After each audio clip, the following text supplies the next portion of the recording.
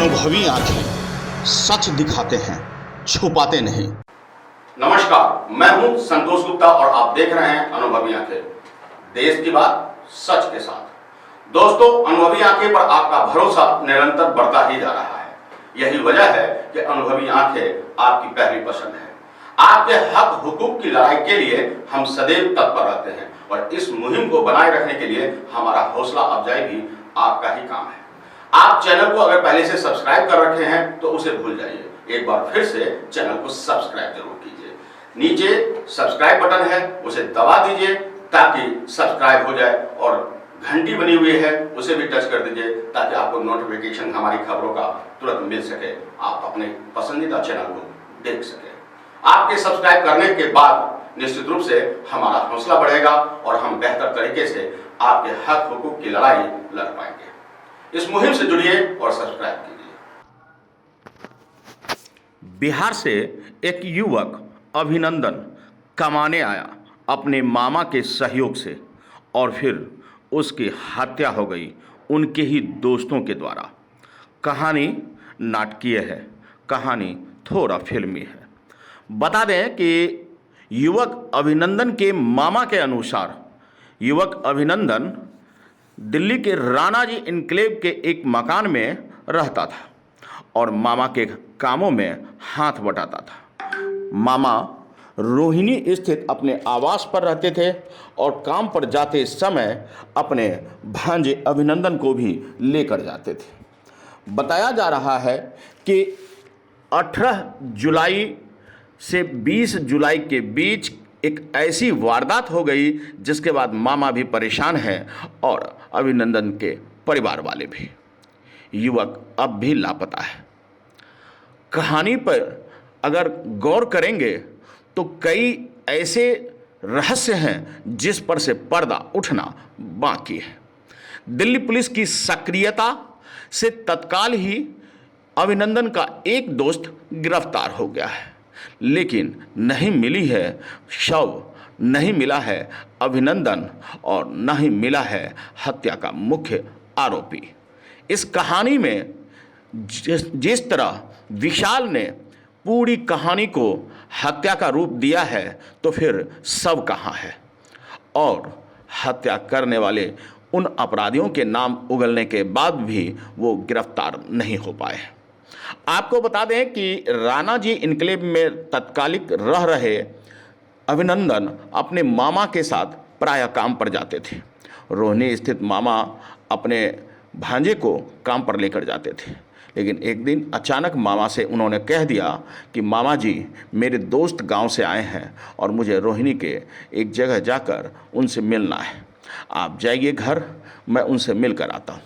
मामा ने लाख समझाने और मनाने की कोशिश की कि तुम इस अनजान शहर में तुम्हारा दोस्त कैसे आ गया, और नहीं मानने पर उनके बड़े भाई चंदन से परमिशन लेकर उन्हें जाने का अधिकार दे दिया। फिर क्या था, शाम को वो निकल पड़ा अपने दोस्त से मिलने। लेकिन यह क्या, जब वो 18-19 तारीख को रात नहीं वापस आया तो मामा को चिंता हुई। 20 तारीख को उन्होंने परिजनों को सूचना दी और उसके बाद मिसिंग का केस रोहिणी में दर्ज कराया। आपको बता दें कि 21 तारीख से लगातार उनकी ढूंढने की कार्रवाई शुरू हुई। पुलिस के सहयोग से, उनकी सक्रियता से जब इस मामले को खंगाला गया, सीडीआर खंगाले गए, तो एक युवक जिनका नाम लेकर वह घर से निकला था, विशाल, उसकी लोकेशन ट्रेस हुई हरिद्वार में। हरिद्वार में जब उनसे पूछा गया फ़ोन पर भाई के द्वारा तो उन्होंने कहा कि मैं तो हरिद्वार हूँ और मैं तो मिला ही नहीं हूँ। यहाँ से शक गहरा गया क्योंकि लोकेशन दोनों की, अभिनंदन की और विशाल की, बवाना पोर्ट के पास लेंस के जहाँ कबाड़ कचड़े की ढेर है वहाँ की मिली थी और उसके बाद फिर से स्विच ऑफ था। आखिरकार हरिद्वार से विशाल घर को लौट गया लालगंज, बिहार। यहाँ कहानी में फिर एक रहस्यमयी मोड़ आ गया।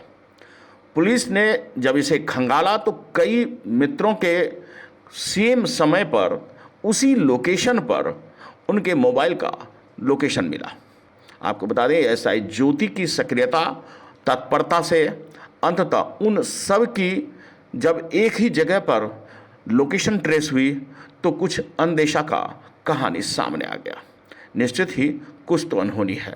और फिर क्या था, परिजनों को साथ लेकर वे पहुंचे लालगंज। लालगंज पुलिस को इसकी इत्तला दी गई और फिर युवक विशाल गिरफ्तार कर लिया गया। युवक की गिरफ्तारी के बाद युवक ने कबूल किया कि माना जा रहा है कि उन्होंने सिर्फ और सिर्फ अभिनंदन को बुलाने का काम किया था। उनके कोई दोस्त, उन्होंने उसे मजबूर किया कि अभिनंदन को बुलाओ। अभिनंदन को बुलाया गया और फिर क्या था, अभिनंदन को बुलाने के बाद कहते हैं कि उसके दूसरे दोस्त ने उनकी हत्या कर दी। गला घोंटकर बवाना के बंद पड़े एक फैक्ट्री में हत्या कर दी। अब आपको यहाँ रहस्य और गहराता है।